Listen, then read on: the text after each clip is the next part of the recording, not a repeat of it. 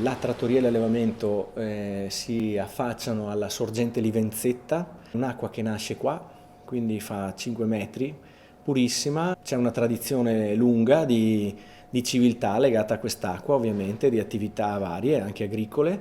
E l'allevamento c'è circa dagli anni 70. Le trote vengono vendute a colleghi allevatori, quindi sotto forma di trota viva che viene trasportata con i camion con le vasche d'acqua, vengono vendute ai circuiti che poi arrivano alle pescherie. Poi da parecchi anni abbiamo investito nel costruire questa linea a base di trota per la mensa scolastica, espressamente dedicata al bambino. Siamo nella regione d'Italia che storicamente è la più grande produzione di trote allevate. Il Friuli, la bassa friulana, la pedemontana stessa, avvicinandosi al confine veneto con il trevigiano, sono tutte zone di risorgiva, grande disponibilità d'acqua, quindi ha fatto sì che una famiglia di vocazione agricola, la famiglia Salvador, abbia convertito la sua vocazione da agricoltore, ma in un terreno agricolo abbia negli anni iniziali scavato delle buche e portato l'acqua e sfruttato l'acqua o di fiumi oppure di vasche appunto create dall'uomo per allevare le trote. E nel corso degli anni c'è stata una qualificazione del prodotto di acquacultura, nel senso che è un prodotto sicuro, allevato con metodi di allevamento a bassissimo impatto ambientale. E l'andamento stesso della produzione ha seguito la ricerca di una maggior qualità a scapito della grande produzione, perché tanto produrre una quantità elevata di prodotto dopo creava o problemi di prezzo, non saper dove collocare o vendere questo prodotto.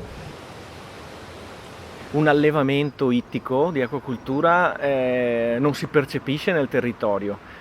Non avendo bisogno di costruire capannoni o strutture visibili, sono state scavate delle vasche in un territorio agricolo, spessissimo c'è la percezione, anzi negli abitanti o di chi passa, di non accorgersi che c'è l'attività. Preleviamo in prestito l'acqua che poi viene restituita totalmente al fiume. Alcuni allevamenti, non solo nostri, hanno il compito di allevare delle trote che saranno destinate al ripopolamento delle acque pubbliche, dei fiumi.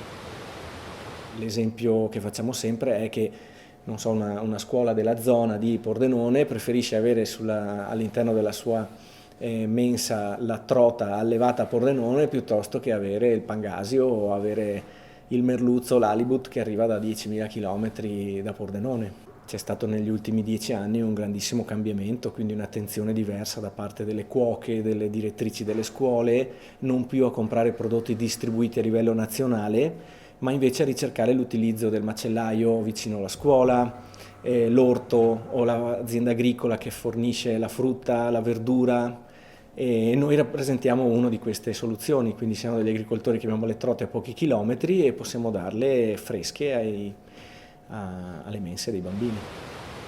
Noi abbiamo fatto tantissimi incontri presso le scuole, nostri clienti. La finalità non era quella di incrementare la vendita, ma una volta consolidato un rapporto fornitore-cliente scuola, abbiamo messo a disposizione un piccolo manualetto per la scuola da distribuire ai genitori per spiegare che i loro bambini mangiavano un pesce italiano locale e non il famoso pangasio o altri prodotti magari più discussi. Si sono creati dei gruppi spontanei dei genitori che hanno voluto incontrarci, hanno voluto sapere come si produceva questo prodotto. Partiamo da una responsabilità di dare un prodotto a dei bambini che possono essere i consumatori di domani, anche se lo sono già di adesso. Domani potrei ricercare il formaggio fresco inteso vicino, fatto con certe metodologie, produttori locali di disparati generi alimentari che però mi possono dare delle garanzie. Curare una commercializzazione, dare il valore al prodotto. Ci sarebbero dei progetti dove fare rete con altri allevatori o comunque altri prodotti. Abbiamo individuato il pesce sano vicino casa, è allevato bene, poi però gli manca qualcos'altro. Bisognerebbe anche invece creare una massa critica dove unire le forze di vari prodotti e affrontare il mercato insieme.